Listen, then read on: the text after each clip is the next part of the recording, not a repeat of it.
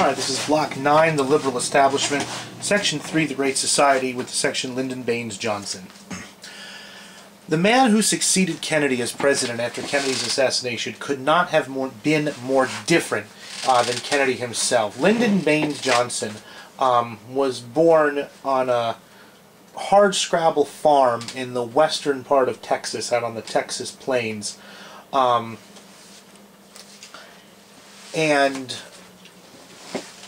everything that Lyndon Johnson had, he kind of earned for himself. He had an incredibly gregarious, outgoing, and powerful personality. And in 1937, he was elected to Congress at the tender age of 29 years old as a huge supporter of Franklin Roosevelt's New Deal. He became one of the most well-known young freshman representatives in the late New Deal Congress in the late 1930s, and he tried to parlay that into a Senate run in 1941, where he lost.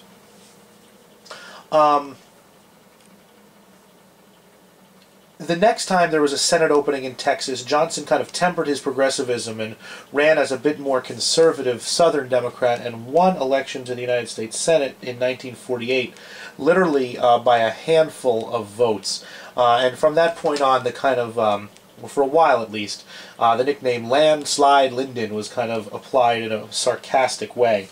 Johnson's personality served him incredibly well in the Senate.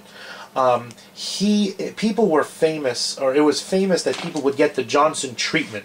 He sort of became master of the Senate at the young age that he was. He was an expert on the Senate's rules, an expert on the Senate's traditions, and most importantly of all, and for his later political career, an expert on how to deal with the senators and to deal with people in general.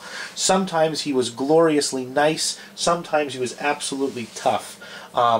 And you can see by the picture here that getting the Johnson treatment meant that he deployed every weapon in the arsenal, you know, from pleading to cajoling to threatening to get you to see his way. He became the most powerful Democrat in Washington. The only person in Washington more powerful was President Eisenhower himself. His personality was legendary for friend and foe alike. In 1960, he thought to run for president against Nixon, but the Kennedy machine kind of denied his nomination, and he was given the vice presidency in lieu of that. And he served Kennedy faithfully as his vice president for the 3 years until Kennedy was assassinated. And then on November the 22nd, 1963, Johnson took the oath of office. And he announced to the world that it would be Kennedy's agenda and Kennedy's programs that would animate his own administration, that he was not going to...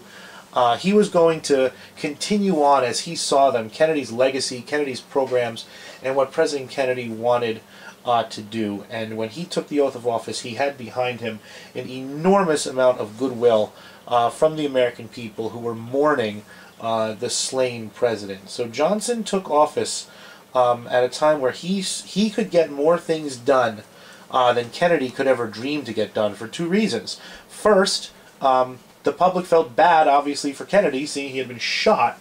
And second, Kennedy was not the master of the Senate, like Lyndon Johnson was. And when he became president, he would deploy all of his power, his rhetoric, his ability, his personality, now added to the power of the office he held, to get more laws through Congress than anyone in the history of the Republic, with the exception of Franklin Roosevelt in his 100 days.